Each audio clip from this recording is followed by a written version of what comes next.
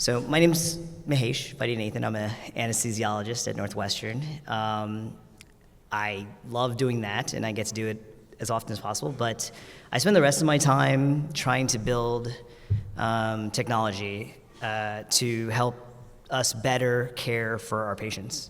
And I think where my conversation today is going to fit in is what I was asked by May to do is to instigate some thought, to start the conversation about how do we take the technology that is just coming, or maybe that we already have, glide scopes and other things, and how do we push them into the areas and the spaces around the world and around the country that aren't able to access them. And I think that's really where we can start. I was hoping that the key takeaway slide was still up there, because I can say that one of the key things that Jill talks about is how one county over, the level of care can be significantly different. And why is that? Here in Cook County, a very, very large county, we have disparities of care within the county, and that has to do with resources, resource management.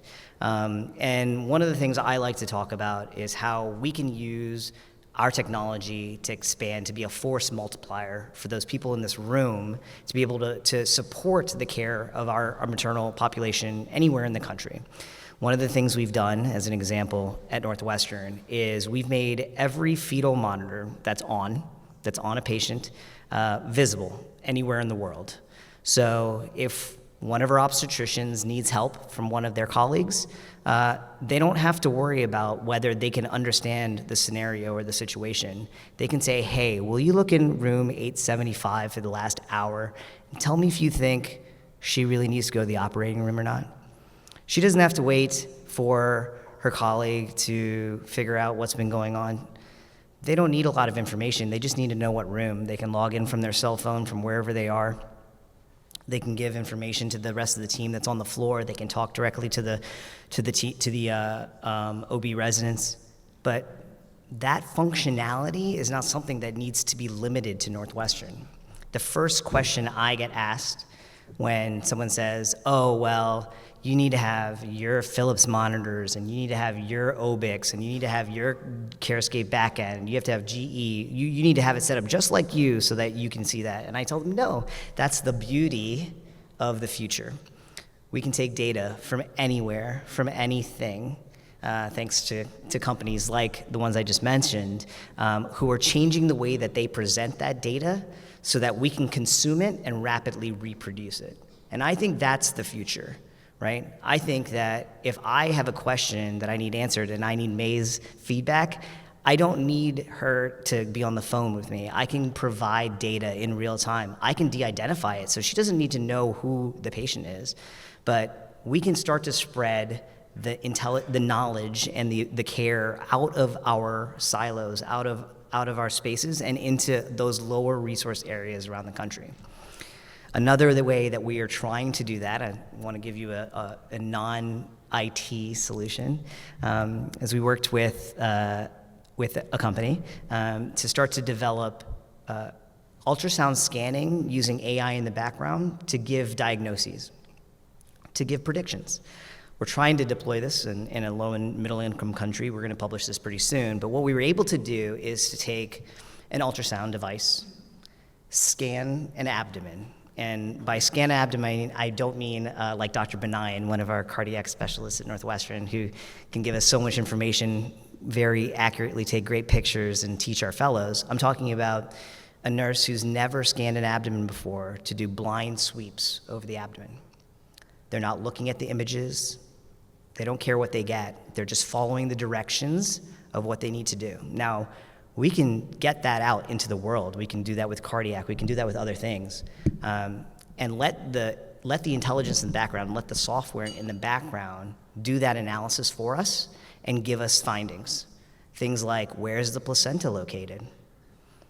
Things like, what do you think the gestational age really is? Is it twins? These are all things that matter, right? When a patient shows up in your L&D and you don't know those things, the first thing you need is an ultrasound. So you need somebody to go grab an ultrasound, somebody who knows what they're looking at to diagnose some of those things. get a medical history at the same time, get access. If some of those things can be shortened, if we can take the burden off of having an expert in the room, but having an expert available, we can start to expand, again, the skills and the knowledge and the technology that we have into these areas that just don't have the resources. Resource direction is, I think, going to be the future of how we expand technology in medicine. And then the last thing I will mention, again, to get you guys thinking about something that we're working on right now, but I think is going to be the future, is that same technology I talked about before, about being able to visualize our fetal heart rates anywhere in the world. We're actually running that through algorithms. We're building an algorithm to try to predict, currently we're right around 8 to 10 minutes, when a fetal heart rate deceleration is going to happen.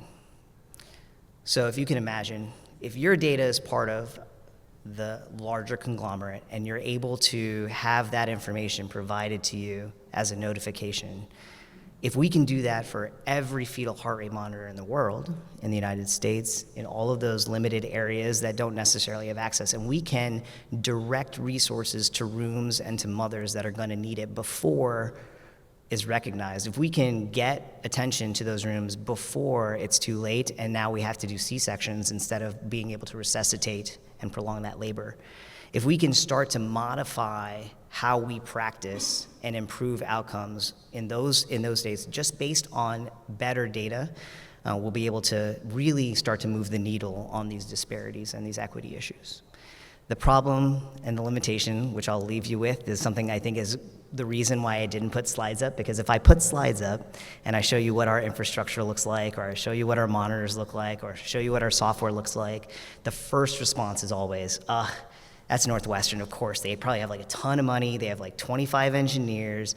You know, they have all the things they can do that. I can't do that at my institution. We can't get that out into our rural institutions. And what I would like to reassure you is that, again, we are building it in the most open possible way, meaning if you have data, if you've got the device plugged into the wall, we can figure out a way to help you use that data for the benefit of your patients. Limitation, equity. Right now, all that data gets collected locally. So we need to find ways of including those areas in Arkansas, those areas in other parts of the country where the issue is that they aren't getting all that information out, and we need to get it out. And I think that's probably the next step. That's the limitation we need to try to address. And then, of course, the other limitation is knowing the patients, right? We need additional data in more than what is just the fetal heart rate. We need to know what their comorbidities are. Are we treating them for preeclampsia? And one of the things that's coming along that I want to, and I'm just going to put a bug in your guys' ears, the only vocab word that I'll put out there, I want you to ask your friends about it. I want you to look it up on ChatGPT. It's called FHIR, F-H-I-R, okay? That is the future of how we're going to be transmitting healthcare data. If you are in a room making a decision with any leaders in your hospital system, and they ask you, do you think we should invest in this FHIR thing? Say yes, okay? It's expensive in terms of storage space, a little bit of infrastructure, but in the long run, it gives you basically a universal plug. That's the automatic converter if you go to Europe, if you go to Africa, if you go to Canada. I know it's not that far away, but we're SOAP, Montreal, next year. But it's the universal converter. So if that's the one thing you take away from the 0 slides, the one vocab I want you to think about is FHIR. It is complicated, but it is beneficial, and that will be the way that we change how we share data around the world. All right. I'm going to hand it off to, who's next? Oh, great.